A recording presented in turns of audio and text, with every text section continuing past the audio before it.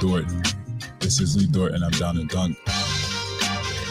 This is Lee Dort, and I'm down to Dort. I'm Josh Giddey, and I'm down to dunk. Hey, this is Kenny Hustle, and I'm down to dunk. I'm Darius Baisley, and I'm down to dunk. I'm Mike Muscala, and I'm down to dunk. This is Poku, and I'm down to dunk. I love cereal. Captain Crunch, Cinnamon Toast Crunch, Cracklin' Oat Bran. Oh, I can have these? I'm going to share with my team, but I'm a hog most of it. Welcome to Down to Dunk. I'm your host, Andrew Schlecht. We're part of the Athletic Podcast Network. With me, as never on a Thursday night, we've got Jay Smith. It's Jay. And we've got Tayshawn. It's Tayshawn. And the Thunder opened free agency with a brand new deal for our guy Lou Dort, as first reported by Adrian Wojnarowski. Oh, Jay likes it. His tweet reads, free agent G. Lou Dort has agreed to a 5-year deal, $87.5 million deal to stay with the Oklahoma City Thunder. His agent, Thad Foucher of Wasserman, tells ESPN. So, initial thoughts whenever you heard this news come through, Jamon. Yeah, I think that number one is I'm terrible at remembering, like, all right, so it seemed like a lot of money. And then I start going back and comparison. He's making more than a few other guys that you're like, is he worth more than that? And obviously, people make this Marcus Smart comparison. I don't really give a crap about any of that, to be honest with you, because it's not like this is going to make it to where the team is stuck. In 5 years, if you look just over the last few weeks, we started to see how the salary cap is continuing to expand.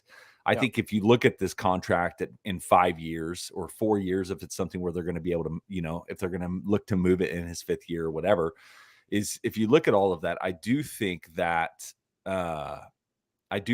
sorry, my volume apparently is low. Can y'all hear me fine?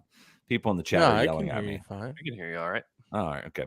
But what I was saying is their computers. Yeah, turn up your computers. But what I was saying is in 5 years, like, you could look at a $17 million contract for a guy like Dort, who I do think he's still a good, I think he's good.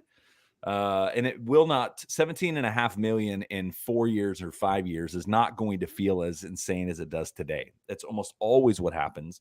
Not even to mention the fact that the salary cap went up, but it looks at, I can't remember what the name of this statistic was, but the amount of money that the NBA made over the course of the last year was the most, like, in the history of the organization, right? It's not going to go downward if they've come out of the last 2 years and are still such an incredibly profitable sport. And so for me, it's not a big deal, and it's also not my money. So get your money, Lou. Like, I freaking love it. He's been massively underpaid for the time he's been in the NBA. Yeah. And he earned this, so let's go. Why not? Also, I really don't care. What does it hurt the Thunder to pay him $17.5 million?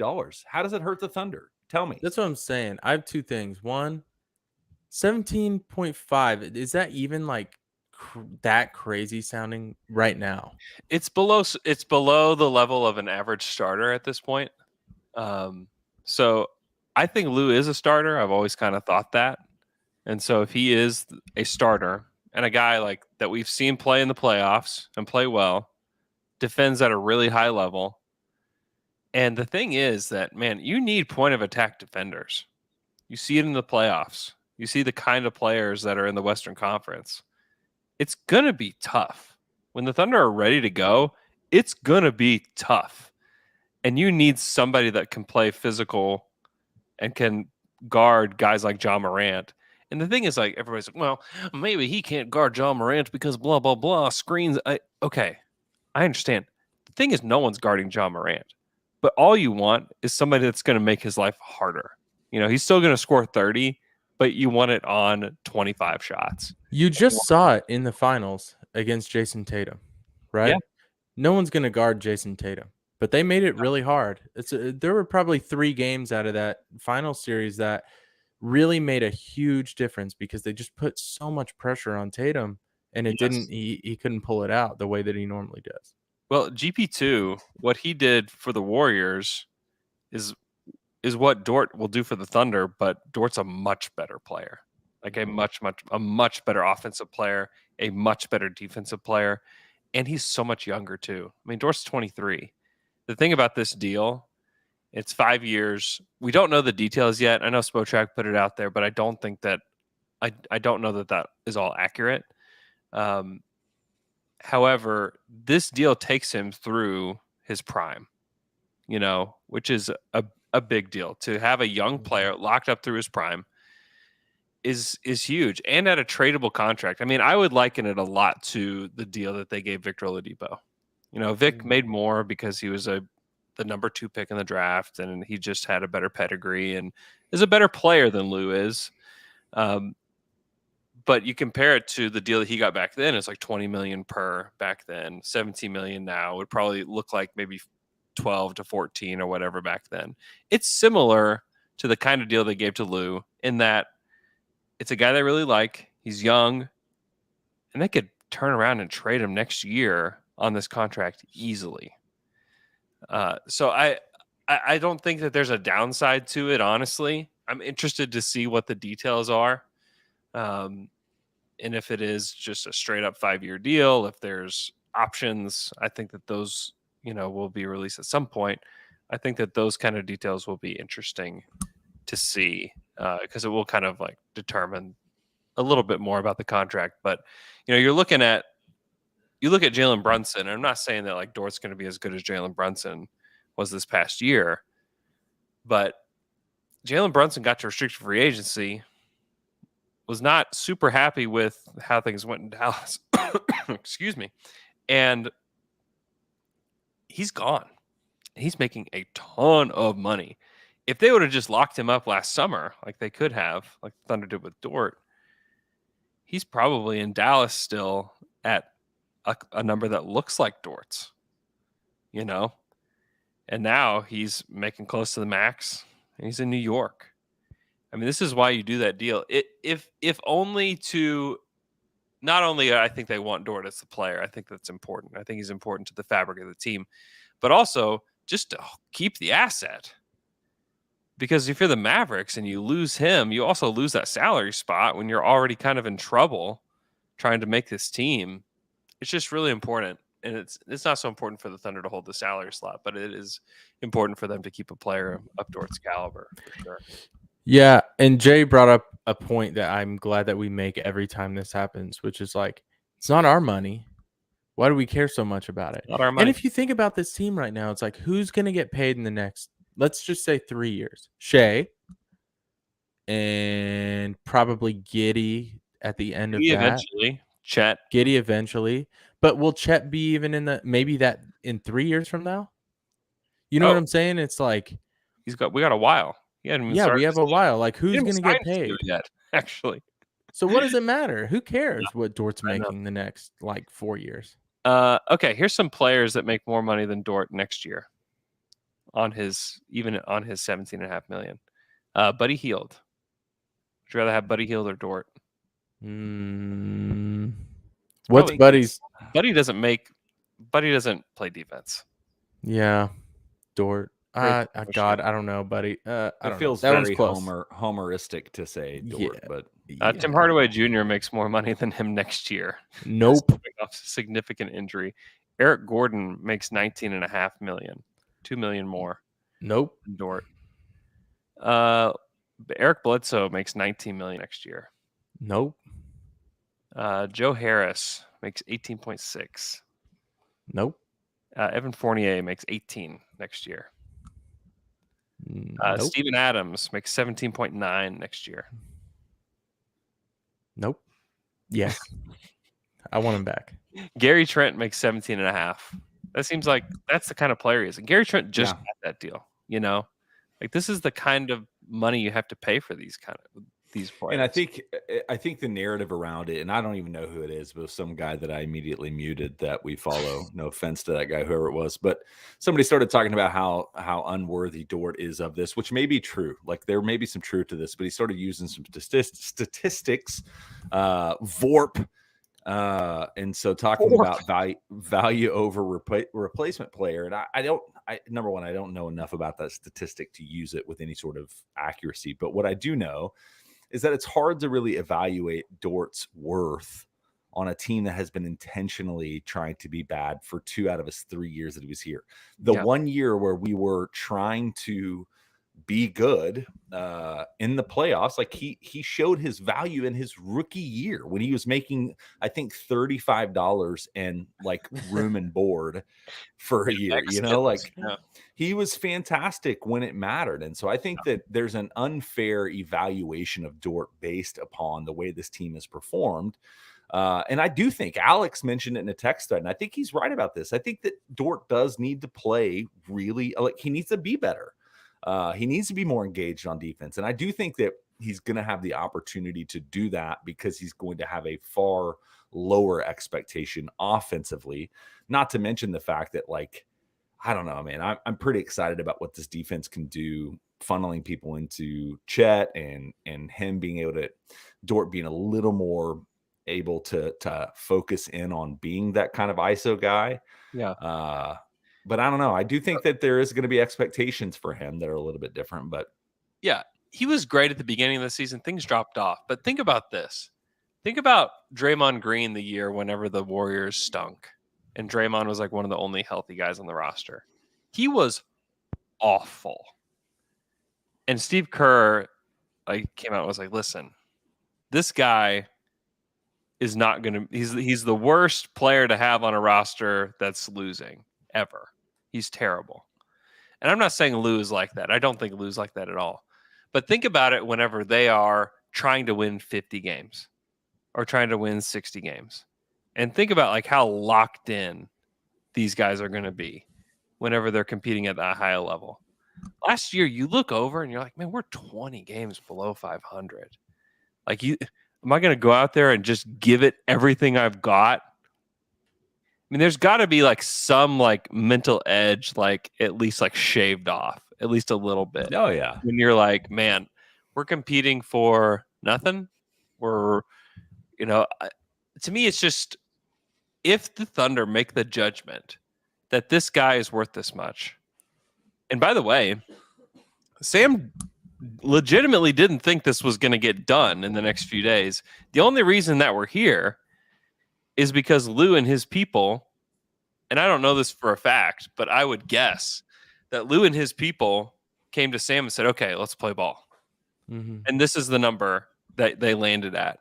Whereas I think that, hey, we're going to pick up the option because they're asking for 20 or they're asking for 22. Like, that's what's going on here. And so if he came down to that, it also tells me this, that people are like, well, why didn't they just pick up the option and then they could just extend him afterwards for the 4 for 60? It also just tells me that the 4 for 60 was never, ever going to happen. And that if that was the deal that was offered, that baby's going to unrestricted free agency and he is going to Jalen Brunson the Thunder. And he's going to say, you know what? I am worth more than that. I've shown you that in the playoffs. I scored 17 points per game last year whenever you had no one else that could score on the team. I took the volume of threes you wanted me to take. I took the most threes on the team. I defended the best guy on the other team. And so I think that there's also just those negotiations going on that we just have no clue about. I'm just like playing these out in a way that makes sense in my head. But those are the kind of things that go on. And I would guarantee you that Sam was waiting for the thing to change. If something changes, we won't pick up the option. The thing to change was Thad and Lou saying, okay, we want to be here long term. We love the franchise. He and Shea are like best friends. You know, they've got the Team Canada stuff going on right now. Let's just keep this together and let's figure out a number that works for both of us. And going back to a point that you were making earlier, I just have a question. Like, do bad teams have role players? Because Lou, on a good team, Lou's going to be a really valuable role player. He's not going to be a star. He's not going to be like a high volume scorer or shooter. He's going to be what you're talking about, a valuable role player in the playoffs when they're good. And like bad teams don't have role players. Yeah. There aren't. What's their role? You know what I'm saying? Like there's no such thing. You can look at players and be like, that guy would be a really good role player on a competing team, on a competitive team. And so that's kind of what you have to think about too when you look at Dort's VORP or stats of the last 2 years is like, you can't look at that. Like you can watch him play and obviously see this guy's the most value this guy is going to bring in his entire career is probably going to be a really good role player on a competitive team, on a really good team. And a guy that we know can compete in the playoffs, Right. against high level competition. And you're right. I just think this environment that he's in now, it's hard to show like the true value that he holds to a team when they're competitive, which I think maybe for small spurts of next year. And then really the following year, the 23-24 season, I think when he's like well into this deal, you're going to see when this team is like, okay, we're going to win. We're going to go for the 4 seed in the 2023-24 season. Like we want to have home court. Lou against Dort is going to be a huge, huge part of them trying to push for the playoffs because he competes at such a high level that he's going to help these other guards that they're bringing in to show them like how to compete at an NBA level. I think it's so important. So yeah, I'm in favor of it. I think if it doesn't work out, let's say that he shoots like 30% from the corners, he's just kind of a mess. They can still trade him. So this, to me, there's just not a lot of downside. I think it's an important deal to me. I've been saying it, like I think he's part of the fabric of the team, and to just rip him out of that now would feel a little weird, and I think it would feel a little, I don't know. It'd feel like that maybe the tank had gone a little too far because like you want to acquire these players. Like you go through part of going through the process is identifying players like this and bringing them along for the ride, you know? And if you just like, okay, let's scrap him. Let's get another, you know, what could you even get for Lou? Like a first, like a future first that's maybe top 10 protected. It's like, gosh, man, that doesn't feel good. So I like it. I like keeping him around. I like that it's a long-term deal. And now the Thunder, if they need a mid-sized contract to trade, great, you have that. And if not, you have a really great point of attack defender that could potentially be a good corner three-point shooter. Yeah, that's one of the things Penny said in the chat I thought was really helpful. Let me see if I can find it real quick. Is having these kind of mid-level contracts in the future for negotiations, you know, help adding pieces when things are rolling. Yeah, no, it's a good point. I'm excited. I think it's a good deal. I think that, and it also signals that, hey guys, you know what? We're building a team in Oklahoma City. You know, we're not just building picks. Like they're actually giving guys contracts that aren't like the highest level guys. It's important. I mean, this is a part of team building. It's like identifying the players that fit and that can stick. And I think Lou's easily one of those guys. And the fact that he's like best friends with your best player, it's kind of a good thing to keep him around too. I think you can. For now. Yeah, for now. Right. Yeah, I didn't know that Lou and Chet were best friends. Yeah, little did you know. Lou's real value is just becoming best friends with the newest good player. You know that Lou and we Usman drafted Chang were best friends. Yeah, they're on the Thunder. I will say this is tomorrow night. the Canada basketball team. First game of Olympic qualifying. That's So right. I think they're playing like the Dominican Republic at sometime at 8 p.m. maybe. Yeah, for all you sickos out there wanting some. Oh, DR's got some players, dude. It's how starved we DR's are got for some ballers, dude. it's been a week since the draft and like a week and a half since the NBA finals finished, and we're just like, okay, how long is the off season? Yeah, I know. Hey, next Tuesday is the Utah Summer League. That should be really fun. We get to see Giddey and Poku and JRE and Wiggins and Trey Mann play. So that should I be love fun. being a basketball fan. It never like your breaks are just enough. Yeah. You know, it's like just long enough where you're like, oh, come on, I want a little bit more. Yeah. And then they're there. I know. They play Tuesday, Wednesday, Thursday of next week. And then I fly out to Vegas next week. And then they play Saturday in Vegas, I believe. It's either Saturday or Sunday. I can't remember. And I'll be there live.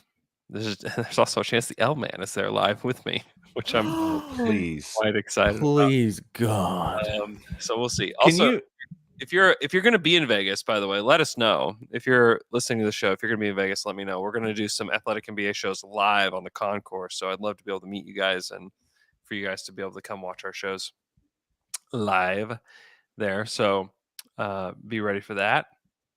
The Thunder picked up Isaiah Roby's contract yesterday and declined Mike Muscala.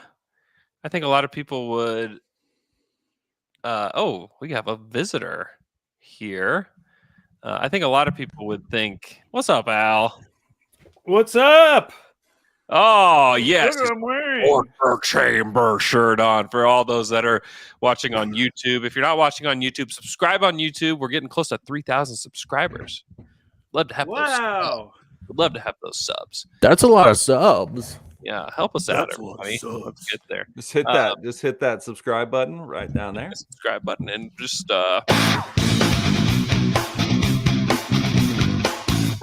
Hey, Andrew, what do you think about that song? Became kind of a little thing on Twitter. It had a little moment on Twitter I this have week. watched that music video now 3 or 4 times in the last like 4 days because of Twitter.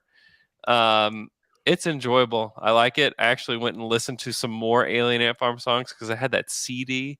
Yeah, I remember you had the actual. You bought the full album. I did. There's some decent songs on there. Some really really bad ones, but there's some like decent tunes on that. What Can I was tell you their the other- most what was their other the most embarrassing album that I purchased real quick while you think about that? Because back in the day, like pre-Spotify, pre-iTunes, if you wanted one song on an album, you bought the whole album. Yeah. And I fell for it with Smash Mouth and bought the album with Walking on the Sun. Oh man. Not I good. don't think you fell for anything there. Not one single song outside of that one that I enjoyed. Oh, we all fell for lots of them. I fell for Chumbawamba.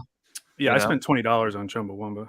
Yeah, I got Chumbawamba. Do you guys remember this song? It was like, "Come on, Barbie, let's go party." Yeah, of course. Who doesn't? Okay, right? that was a Aqua? band. That Oh, was yeah, a band you called like that Aqua. song I that had no that one CD. knows. I had that CD. Yeah. Wow. Fell for it. Good job. Al, Dort thoughts. We're about to move on from the Dort thoughts, but give us your Dort thoughts. Yeah, I heard what you guys said. I'm fine with it. Nothing bad. I'm just waiting to see what the final details are because I do think it's interesting. Like Spotrac has it up there as a 5th-year player option, and like the caliber of player that gets 5 years and a player option on the 5th year is a little different, and so That to that's me why it feels inaccurate. That feels wrong. inaccurate. And so I'm not going to say anything about it because it's just like I just want to have that confirmed by anyone else other than it just appearing on a website, because it just does that the caliber of player who gets that type of deal is a little bit different than like Lou Dort. No offense to Lou Dort. Yeah. So something feels a little weird, but other than that, like whatever. I agree. What if it's? What do you think? Well, I was Sorry, just going real to say, quick. what if it's 40? What do you think? If it's 40 million next year, and then 40 the year after, and then 7 spread out over 3 years. Wow! So Wow, front that's loaded, a deal. Front loaded. So that was That's going to be deal. my question, because on Spotrac, again, we don't know if it's real or not, but it has it as ascending, And I was just wondering what would be the benefit of that as opposed to be descending, since like they have more room this upcoming year, right? Yeah. Or do they Most not? of them- Maybe most they don't contracts because of are, Kemba. most contracts are ascending. Yeah. So it's maybe that was just like, we don't know if that's the deal, but if that's true, then it's like that's like their preference. So what Yeah. details? So what details would come out that would make you feel a little more? I think we're all okay with it. It didn't bother us, but it's one of those things where it's like it feels fine. outside. Of It his doesn't range. bother me. It's more just like it doesn't feel like a Presti deal. Like when it came out. Like Oh, I guess Grape Ape said that Spotrac removed that. very interesting. Oh. Interesting. Yeah, so like Hmm. if it was a team option on the 5th year, I'd be like, oh, okay, well that makes more sense to me. Or if like there were any like incentives in, and that one I'm less, Yeah. like whatever. I just want to know if there's any incentives. Yeah. It's not like that's gonna Like all change my defensive opinion that- team. And, If there is an option, it's going to be a team option. It's not going to be a player option. If that's how I. that's what just I the mean. way that it's going to be. If that's the case, it's going to be a team and not a player. Like player options go to players the caliber of like LeBron James. You know, Yeah, even Shea could have like demanded a player option. Didn't get one, by the way. Like Shea didn't exactly. get a player option. You think that Dort's going to get a player option? Like there ain't no way that he's getting a player option. That's very interesting. They removed that. Yeah. Mm. They may have heard from somebody. Who knows? Oh yeah, now they just have it as it's just purple like the other years. Yeah. Interesting. Yeah. Okay. It may be a straight 5, but we'll see. Okay. Mike Muscala, deal declined last night. To me, I don't know what they're going to do with him. If I were to guess, I would guess that he's coming back to OKC on a long-term minimum deal. Really? Okay. Yeah. Because that almost pushed me over the edge. Andrew, I almost became anti-tank Oh Yeah. wow. No. when I saw that news. I think this is probably just a, hey, let me get some security. Let me get some long-term security. That would be my guess. He like truly loves it here. I would You think guess he invested too much in crypto? It's possible. he has He had Moose Coin. he has Yeah. so many moose coins. Too much. They're tanking. Yeah. No, I just think that he wants to be here. And I would be surprised if he went somewhere else. I just don't I don't think he's going anywhere. I think he's going to stay.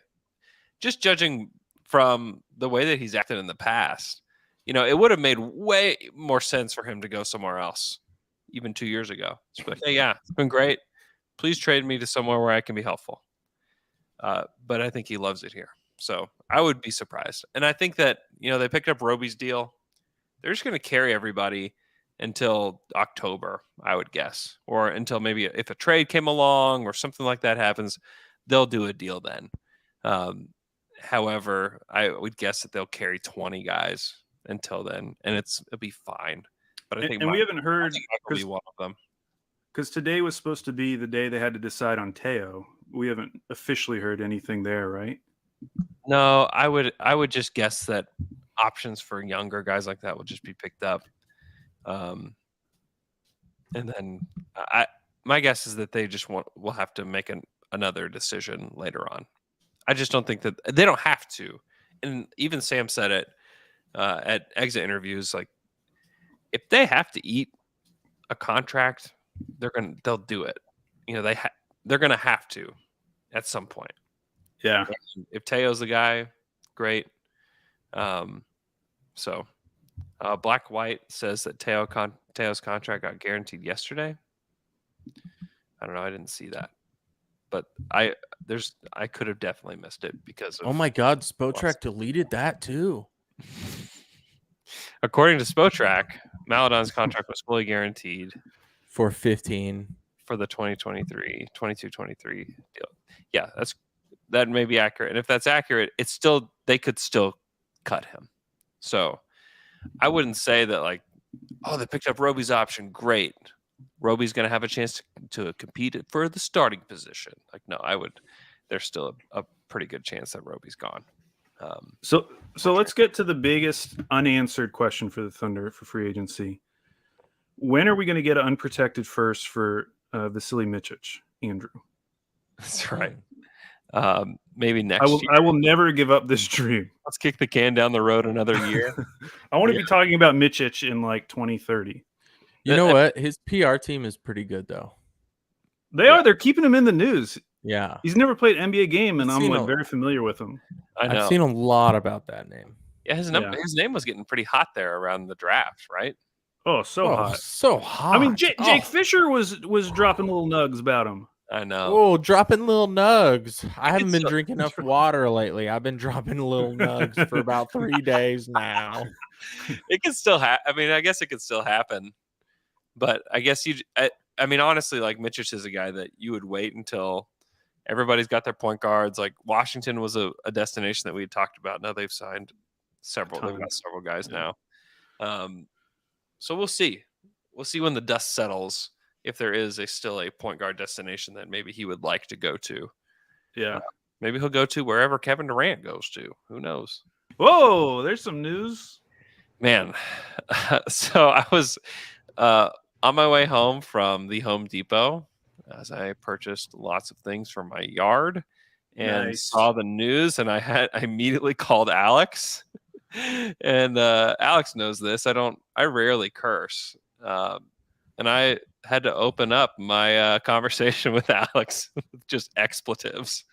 What's your Because favorite curse? Say your favorite curse. We'll save that for Down to Dunk After Dark. Well, I try not to curse on Twitter, but that one I couldn't help it. Yeah, Like, this is deserving.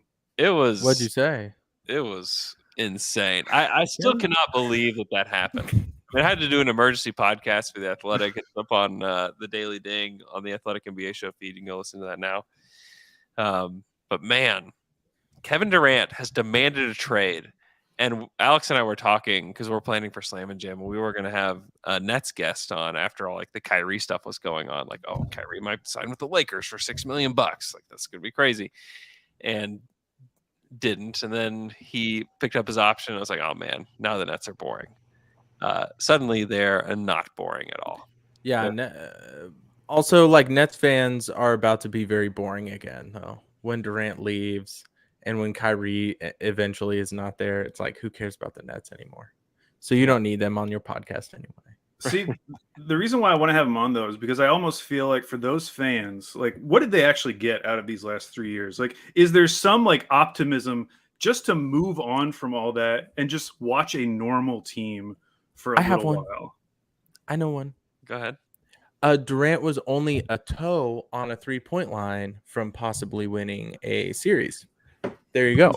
You think that was the highlight of the KD experience in Brooklyn for those fans? Durant clipped his toenails as the Mm-hmm. what we got If he going just on. wore a smaller shoe size. Easy. Come on, sacrifice for the team. He would have just chopped his toes off at halftime. Wouldn't have been dealing with all this. Yeah. It's been less than like 10 hours. Yeah, and I'm already exhausted about the Kevin Durant talk. Like, Oh, get ready, baby. It's gonna heat up. It's It's just starting. This I is was just telling the beginning. Andrew, I don't know, did either one of you, anybody else watch the ESPN NBA free agent? It was so bad. And they didn't talk one bit about anybody that signed. The whole conversation was about Kevin Durant. Like Perk and Richard Jefferson were like fighting about something really stupid, and they kept bringing up. And Windhorse, man, Wendy, geez Louise, he can't help it. He just can't help it. But he's just like, now I shouldn't. And he stopped live on air. He just stopped and he goes, I'm trying to think about what to say. He loves doing that stuff. And then he said, if the Lakers would be interested, if Kevin Durant and Kyrie wanted to come for like a Russell Westbrook, Anthony Davis swap, is basically what he kind of inferred. I was like, And so, of course, it went down this like 30-minute stupid conversation about the Lakers being possible players for, and it was just like, it why are was the Nets so bad. It's bad. It's really bad. John Hollinger just tweeted 7 minutes ago. The Thunder have 70 minutes left to use their $23 million caps. $23 million in cap space, Or else what? or else it's gone. They fold the franchise. Moving back to Seattle. Yeah. So, So I was looking over all the deals.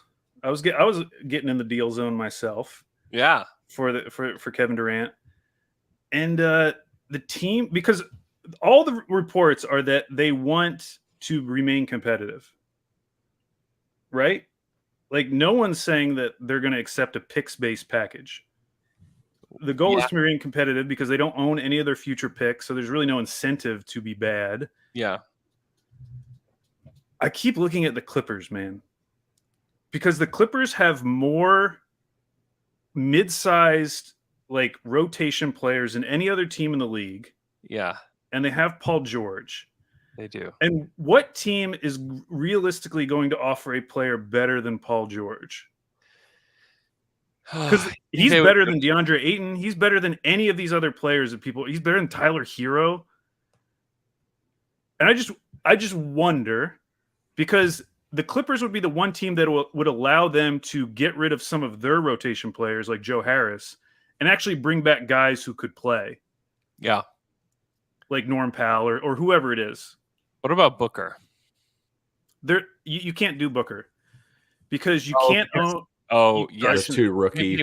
Same thing with Bam Adebayo. Yeah, it's the same with Bam. Now, if they trade Ben Simmons, then they could do it. But it's like so complicated at that point. Such a weird rule to me. Because Ben, what is the rule? I don't know this rule.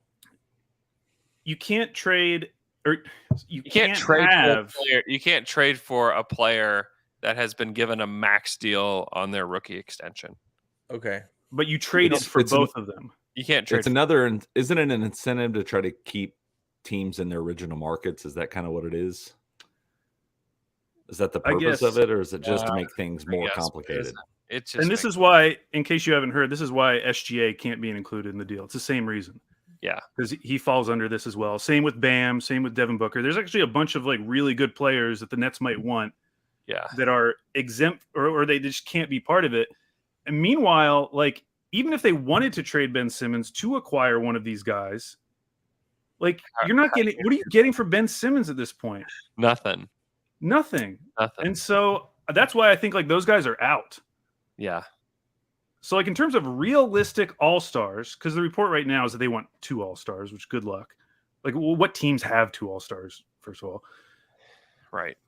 Like the return is Paul never George is right there. The return is never as good as it should be for guys. Like you just can't. Like even with Anthony Davis, which is like apparently the haul that everybody gets compared to, you still were trading young assets that were somewhat unknown at that point, right? Like what was it? Ingram, Lonzo Ball, was Randall a part of that? Josh Hart, and then obviously a bunch of picks, but none of those guys were. Number one, AD is not the level of Kevin Durant, but number two, none of those guys were all-star level. So you're ultimately going to be disappointed or have to just kind of concede like, hey, we're going to have to be more pick heavy in this, which the Nets need to recoup any draft capital as they can, since they've given away their future to the Rockets, which sucks for Thunder fans to watch these guys fall apart, watch the Nets fall apart and the Rockets just get undeserved glory. But anyway, it's one of those things where there's no way it can be. I do think that Paul George, I would feel real bad for Paul George, but that does actually make sense. Like he actually fits with Ben Simmons a lot more than DeAndre Ayton. Like, doesn't DeAndre Ayton present the same issues that Ben Simmons had in Philadelphia with Joel Embiid, except even worse because Ayton doesn't stretch the floor at all? Like at least Embiid shoots threes. Yeah, I think Ayton will eventually shoot threes too. So I don't know. I wouldn't worry about that. Would you trade Darius Bazley, JaMychal Green, and a first-round pick for Ben Simmons? Yeah. Yeah, I Yeah. guess. Why would the Nets? So they could trade for Devin Booker. Yeah, I mean, I guess if they had it, I'd probably get That's a little how it works. more than that. I mean, just even if you like don't love Ben Simmons long term, like that's a guy you could theoretically rehab his value very quickly Oh, if he comes into the season healthy. Although all the concerns about too many ball handlers. Well, good luck. Yeah, you could put a sick lineup out with theoretically with him. I think they would definitely have a top 10 defense. Oh my gosh, it'd be incredible. If you had Ben Simmons would be your starting power forward. Yeah, you'd have to be. Where would you want Durant to end up for just talking about fun? Yeah, Because like thinking about Durant in Phoenix for some reason, like I don't visualizing Durant in a Suns jersey sounds fun to me. Oh, sounds fun. Yeah, Oh, yeah, I thought just you were fun. gonna go the other way. Don't be serious. It sounds Yeah. fun. No contract, none of that extra stuff. If fun. Portland.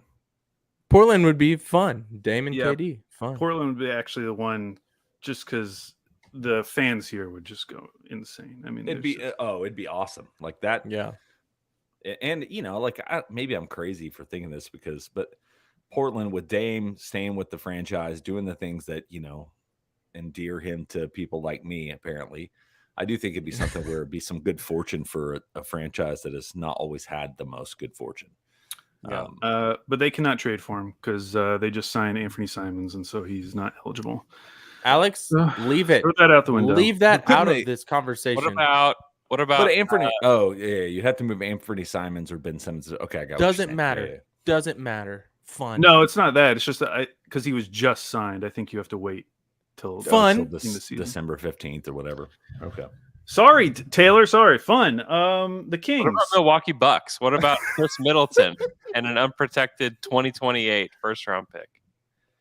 Hey. You gotta be more than that. Oh. I know that's the Fun, thing. Alex. Can you have fun? Giannis Can Can you have all of fun? insane. Most of the good teams don't have draft capital. I know that's the thing is that they The have Clippers all don't been, have any draft I capital. know they've been bled dry by like the stars that they've acquired. But I don't.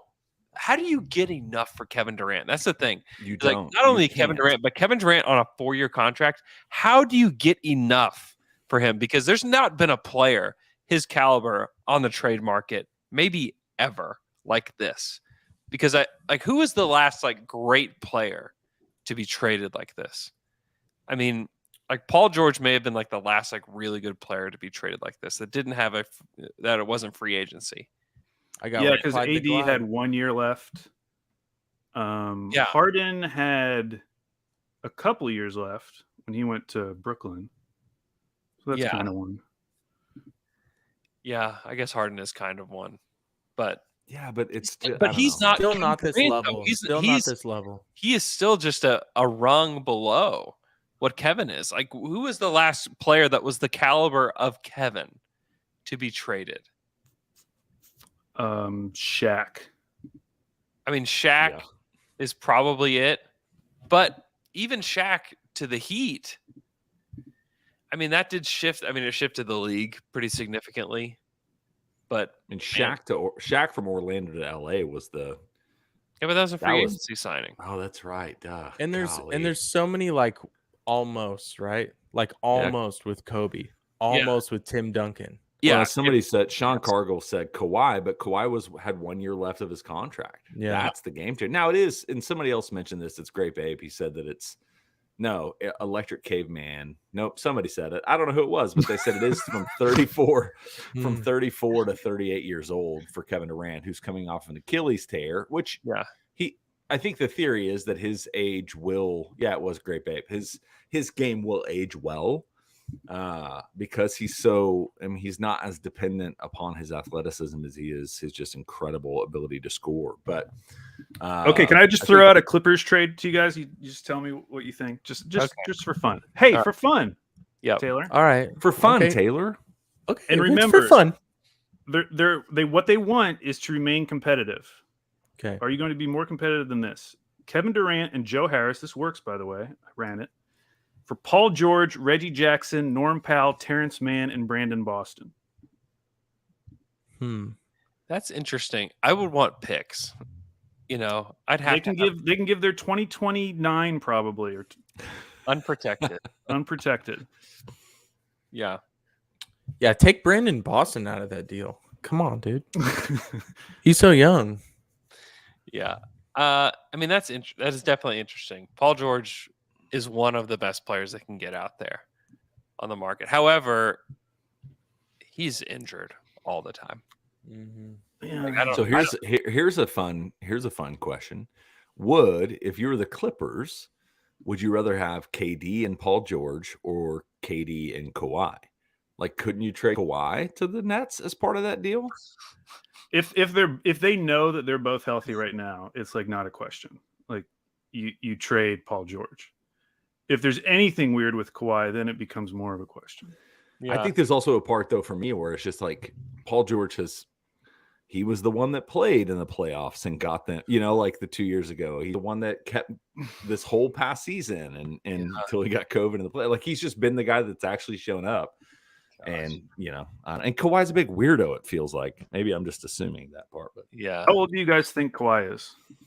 29. He's straight up 30. He just had his birthday yesterday. To turn 30? To turn 31. Oh, that's too old. Oh, if it was 30, that's a different story. It is. The thing is, it's just so hard to trade Kevin Durant. It is really difficult to do it. But also, if he wants to get traded and you're a team that wants Kevin Durant and you can do it, you will do insane things. Yeah. You have to do insane things. But also, are you guaranteed to have a championship level team once they have traded everything that they have to trade to get Kevin Durant? You know what I mean? Like, it's just that's why the Clippers stand out to me, because they're the only team that has that sort of depth. Like, if they truly don't want picks, obviously, if they want picks, you have to go somewhere else. But they're asking for 2 All-Stars. I don't know how you do it. And we all believe that Reggie Jackson should have been an All-Star last year. Alex, I have a question. Yeah, what's up? Would Reggie Jackson and Ben Simmons being on the same team, would they be best friends? You could say that with or literally mortal any enemies? player. I'm only Any player in the interested. NBA. I'm interested only in if they'd be best friends or enemies. Can you guys imagine Isaiah Roby and Ben Simmons on the same team? Like, that is just so... I'm asking you to be friends or enemies. I think people like Reggie now. Reggie's like a popular guy. Yeah. Not me. I would. So No. I think another team that's interesting is the Nuggets. But if like Jamal Murray and Michael Porter Jr. weren't coming off injuries, I think they'd be way more interesting. If they were healthy and they just had like this run to the West Finals or whatever, and you could get Jokic and Durant on the same team, like that to me is like, that's kind of interesting. What about the Pelicans one? They're the only team that makes sense in terms of getting a really good player, like all-star level, and picks. It's the only team that can really do it. Who, the Pelicans? Yeah. Yeah. I mean, you could do Brandon Ingram. You could do Brandon Ingram and you could do insert Ingram, whatever other Zion. pieces. They've got tons of pieces, and then they. Do you think they would do it? Would you do it for Zion? Heck yeah! As the Pelicans? Yeah. Yes. Yeah. Yes. Be like, Yeah. Plus, bye. because that is such a good return for the Nets It's a great return for the Nets. that you probably wouldn't have to give up. Like, it's not like you're going to have to give Zion and Brandon Ingram. It could be I Zion would in a assume. future protected first or something. The thing is, want to you go would to have the Pelicans though. Like that's a huge. It's not up to him. Who cares? It is, I- but it is. Why? Everyone keeps saying this, like, oh, the Nets have to do right by Kevin. Why? What did he do for them? I know they don't have to, but we all know at the end of the day. But These who guys- cares? Like, I'm not the guys. saying that Agents of players care. I'm just Agents saying of that players care. we know that They this is how it really works. care about that stuff. It's free this is how agents- it works. The next free agents who are going to choose Brooklyn are probably like 12 right now. Like, Brooklyn's about to enter like a dark winter. I just don't think they can care about that right now. All they should care about is the future of their own team. I know. And the idea that some agent's going to turn them down when they're offering more money than anyone else and they're in the biggest city in the world, that's probably not true. I'm sure there's another city that's big. But, New York City is pretty big. Like, I just don't buy it. Yeah. I hear Hong you. Kong, I hear Beijing. you. I just think that he will have Beijing. He will have it. Mexico City, maybe. Mexico City is huge, by Okay, the way. I'm looking Mexico it up City right is now. larger than LA and New York City combined. Did you know that? Okay, what Now are you you do. guys' votes for biggest city in the world? By the way, New York, not even top 10. Okay, biggest city in the world. Oh, hold on. What's your It's a guess? city. It's a city in the Are we talking It's a by city in the land mass? Philippines. Because Oklahoma City's pretty big if you're talking land. I'm actually talking by population estimates in 2018. Mexico City's in the top 10. All right, That is true. All right, They are we've got top 10. Mexico City. We got Beijing. Tokyo in the comments. Beijing. Beijing. We've Beijing. got probably somewhere in India. Okay, number one. Mumbai. Actually, Mexico City, number 5. I'll do 5 to 4. Okay. To 3 to 2 to 1. Mexico City, 5. Sao Paulo, or it could be Ooh. Paulo. Banquero. Of course. Number Sao Paulo. 4 in Brazil. Shanghai, China. Number 3. Delhi, India. Number 2. Number 1, biggest city in the world. Drumroll, Taylor. Oklahoma City. No, it's Tokyo. It's Tokyo. Tokyo, Japan. Nice. Oh, okay. Well, Just by population. somebody got that. Somebody said it over here. Yeah, congrats to them. Good job, Whoever city that was. people. Good job. Good That was job, Electric Andy. Caveman. Oh, And Electric Andy Caveman. Harp. Good job, you two. All right. All right. Did anything else happen today? Let's take a quick break and we'll talk about other things that happened today. And we're back from that quick break. We have TQs. We're probably not going to answer any of them because there's just so many things happening. Well, I answer one of them. Just one. One? Well, Andrew was about to answer 0. I offer It's 1. and 0 you turn or me into the villain. 0 or 10? You want to rapid fire some? Yeah, if there's some ones that you think are good. We have 43. Okay. Let's see. I'm not prepared for this at all. Great. Oh yeah. JMO Rudd wants to know, what are the most mundane ways that you have ever dared to be different, and did it lead us into tomorrow? I got to say, the way I installed my Bowflex downstairs, where I had to cut a 3-foot by 2-foot hole in my ceiling just to assemble it, and then had to learn how to do drywall. And then after I finished the ceiling's done, okay? I'm putting together the last pieces of the Bowflex. And I take the pull-down bar and I put it where it's supposed to sit, and it doesn't go in because I installed the bolts upside down on the top of the Bowflex. And I can't get the bolt out because of the ceiling. So, little pro tip for you. You take a drill and you put the bottom of the bolt in the chuck. No. And you turn on the drill and you start spinning the bolt, and you put a hacksaw on the top of the bolt. I cut it right off in 10 minutes. That's Insert a new terrible. bolt. That is terrible. Yeah, anytime I move, I'm going to have to cut another hole in my ceiling. So there you go.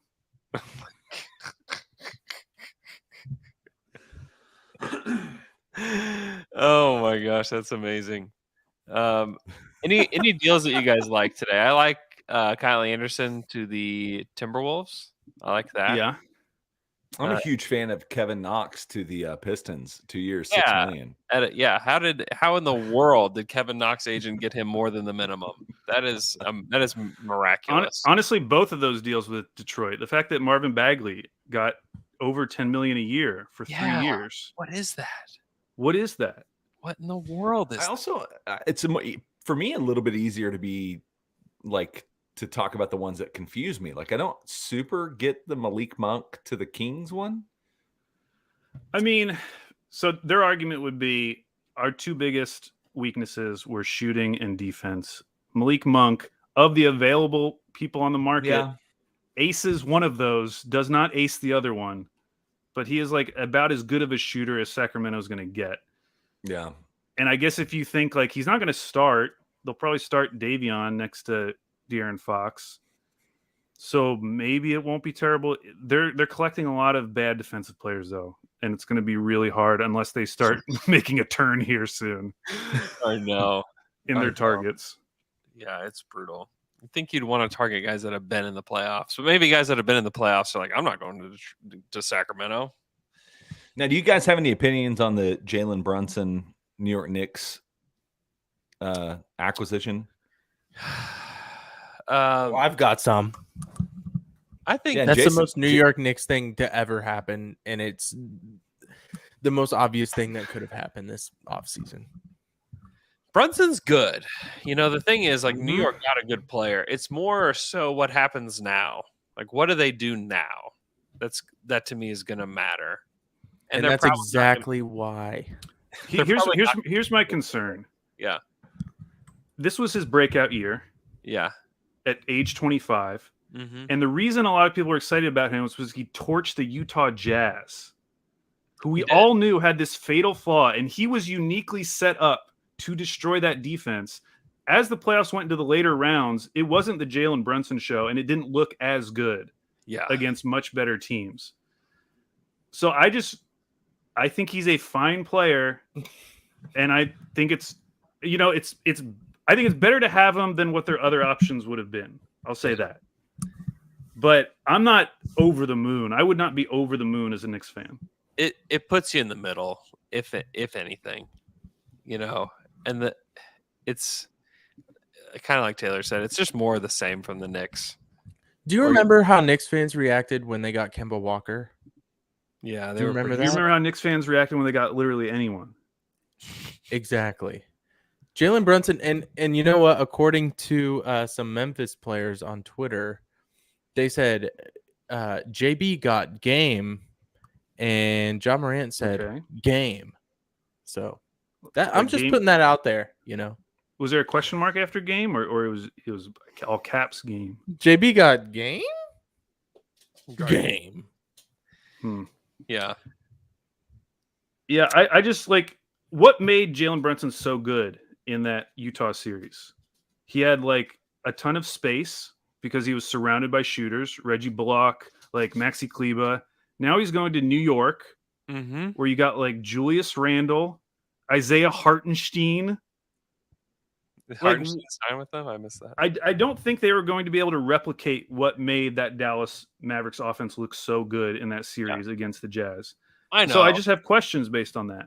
yeah. He's a real The thing he's is, like a he's super gotta get- small guard.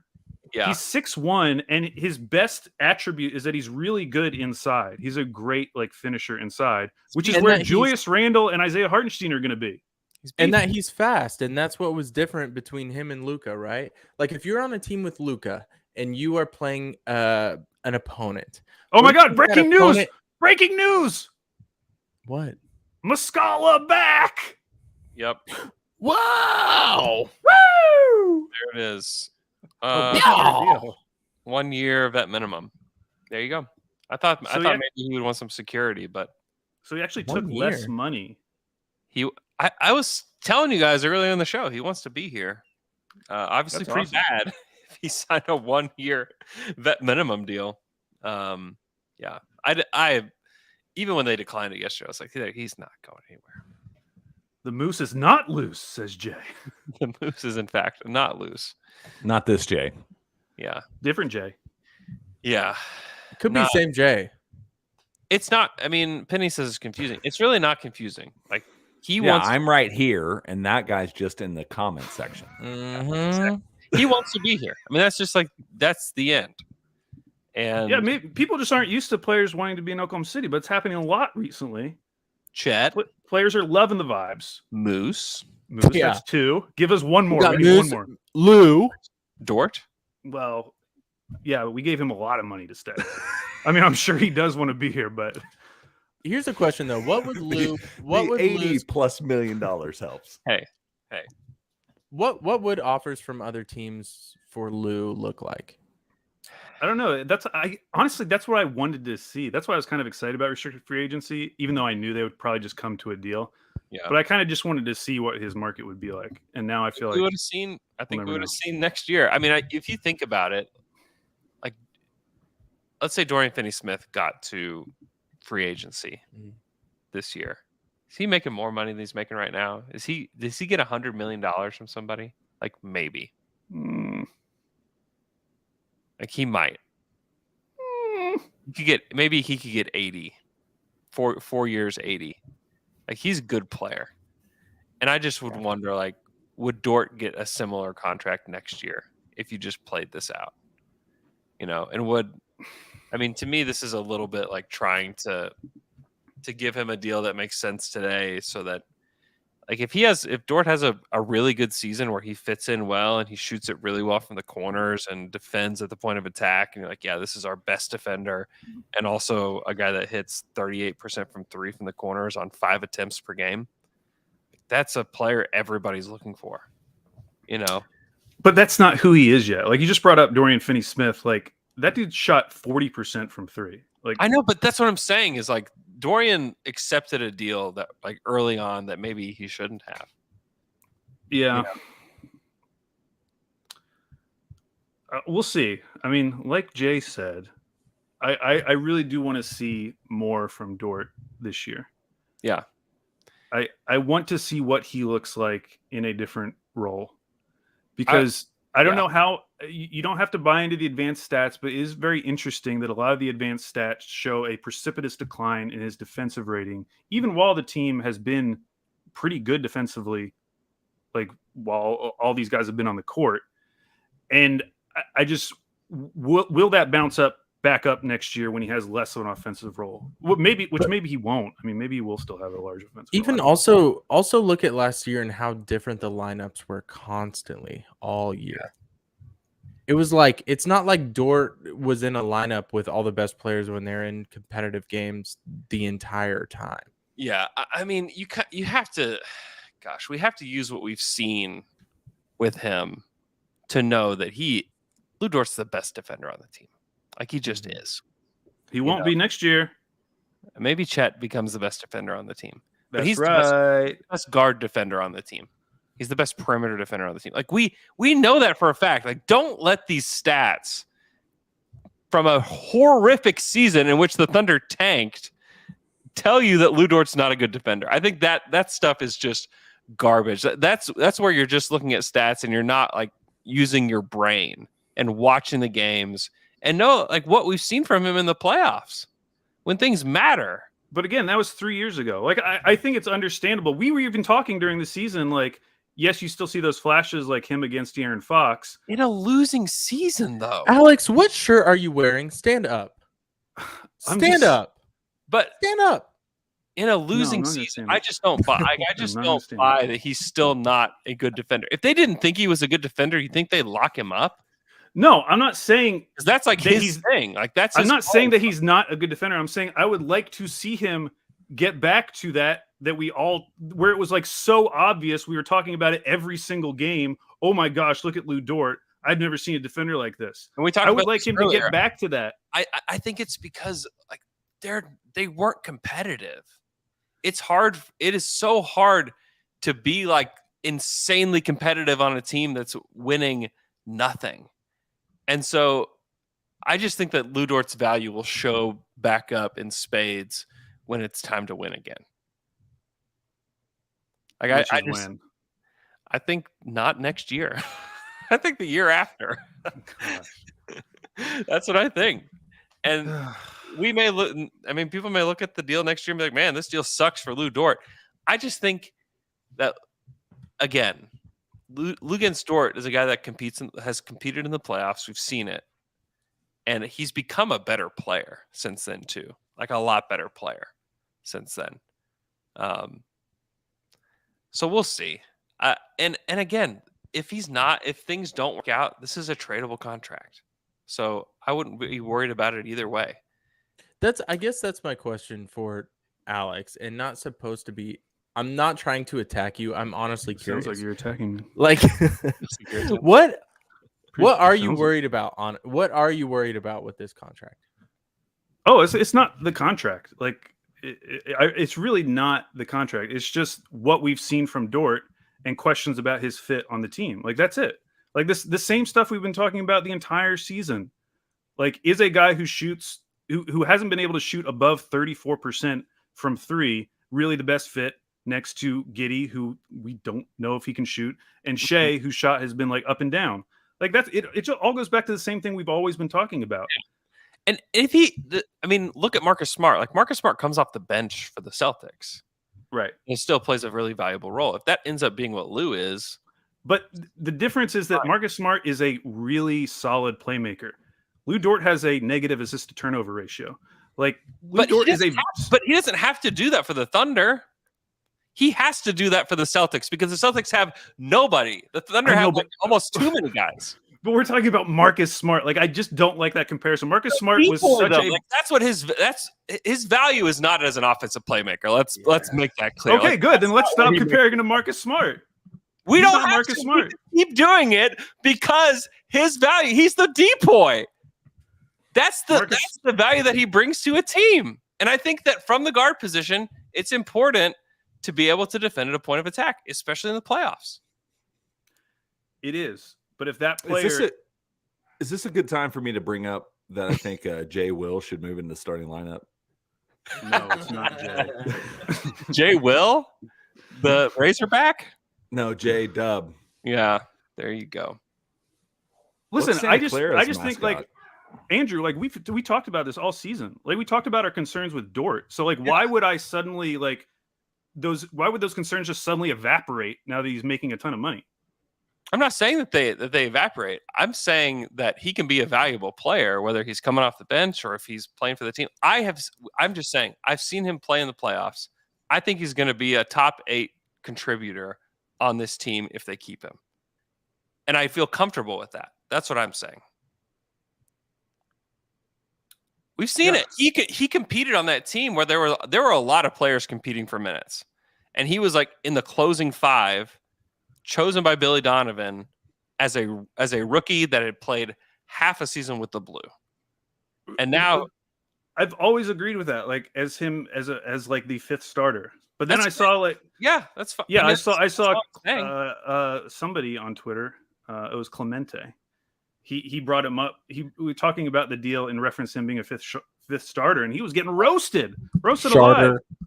I'm not saying Charter. Taylor, that's the only thing he grabbed. I just said a top 8 contributor is what I said. Yeah, that's fine. I'm just like, I think it's okay for me to not be like all the way in on Dort and still have a lot of questions. Because what did we just talk about with this draft coming out of it? Like all of these guys who can like play make and ball handle. I don't think that's Lou Dort. Like Lou Dort doesn't fit that mold. He doesn't, but he has displayed a specific skill that I think is needed in the playoffs. He does, and he's going to get 30 plus minutes per game this year, I would assume. No, I mean this is a pretty big commitment to him. So now we're talking about like 120 minutes, which is half of the available minutes between Shea, Giddey, Dort, and Chet. Mm-hmm.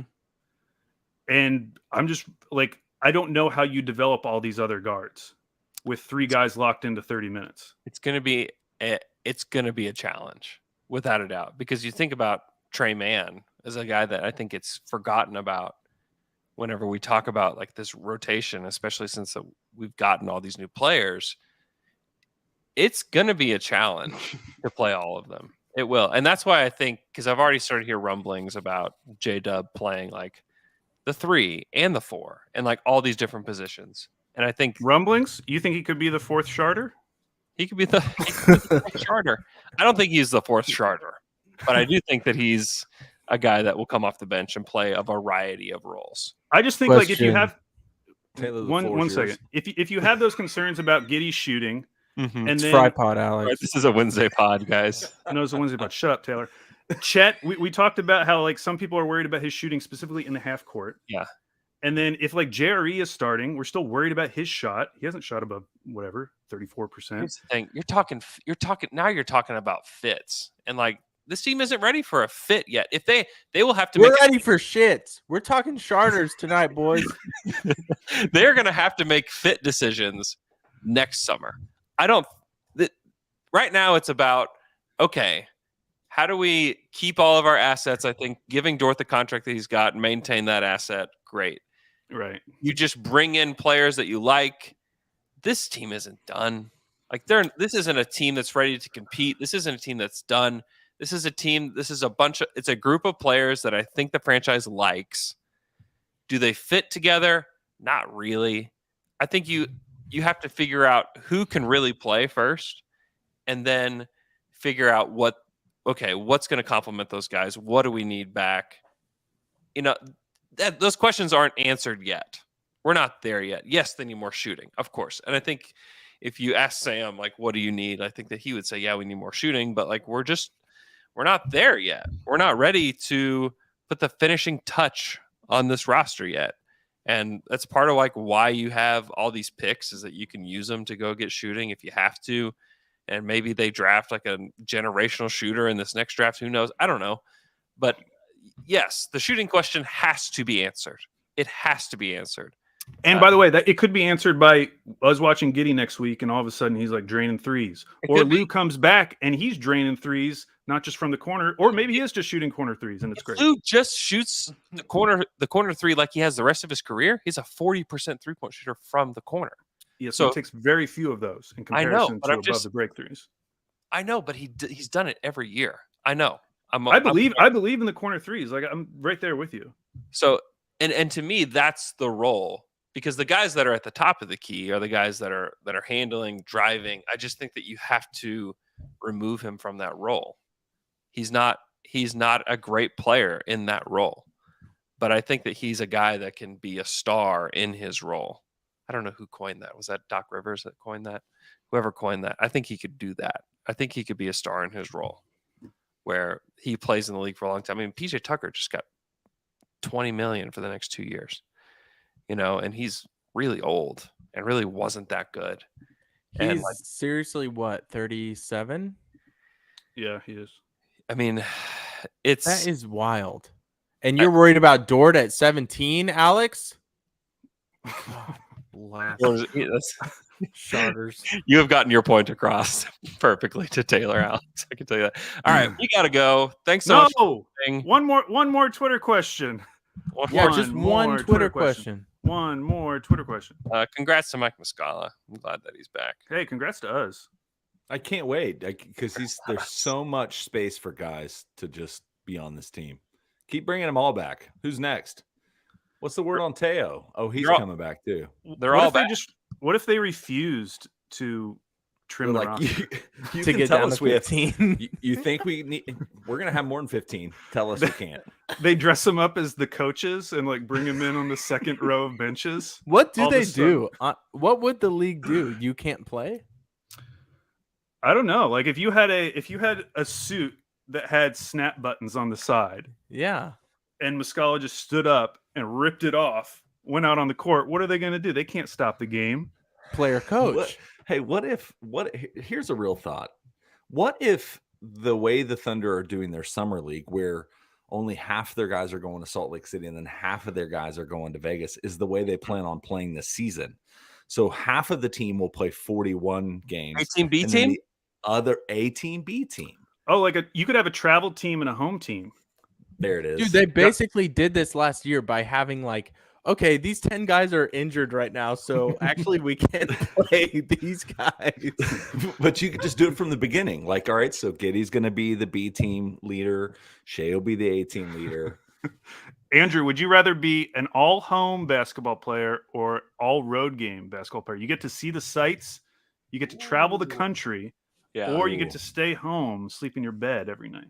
This game is called normal or Kyrie? Home is easy. Okay, but that's easy because you have children. What if you were if I was a 22 single guy, road millionaire, easily, it'd be so fun. I've made millions of dollars. I could go on the road and eat at these. Eat BJ beef jerky on the road. Eat some BJ beef jerky when I'm going on the road. Okay, well, last question. Alex_Bowlerjack wants to know, what is your favorite video game console of all time? 64. Super Nintendo. I mean, the one I have the fondest memories for is the Dreamcast because my parents didn't. Gosh, yes. My parents didn't let me have video games growing up until I could pay for them. Yeah. And when I finally got enough money, it just so happened to line up with the release of the Dreamcast. And Because you played Ready to Rumble, didn't you? Yeah, I played Ready to I played them Rumble. all. I mean, That NFL was, am I wrong to 2K5. think? Yeah, I was about to say the 2Ks. I feel like originated. in the That's when like Dreamcast. 2K was good. Yeah, it was like yes. a very We exciting did time. the And you NFL game all It the had time. the VMU that was a second screen in the controller. It was just it was a very forward thinking console, and it was the first console to have online connectivity where you could play online. Tayshaun? So there you go. Mine's PSP. PSP. Ooh, PlayStation I Portable. had to. That was- You could also play online on the PSP. That was the first handheld console. yes, you could. That you could play online, and there was only one spot in my parents' house that I could actually connect online and play Call of Duty, I think it was. And I had to sit on the countertop in my parents' bathroom. I had to sit on it. That was the only place in my entire house that the PSP connected enough. I remember once me and Andrew being at a college party in Stillwater and sitting outside of the party playing each other on our PSPs, playing NBA. Yeah. We used to do that in history class too in high school. Great console. Yeah. We used to play in history class our calculators. Oh, yeah. Oh, did you have that like Man. drug dealing game? Drug Wars, or whatever it Yeah. was. 58008. No. All right. All right. You guys have a great night. Thanks so much for listening to the show. We appreciate All it. right. We will talk to you guys again on Monday.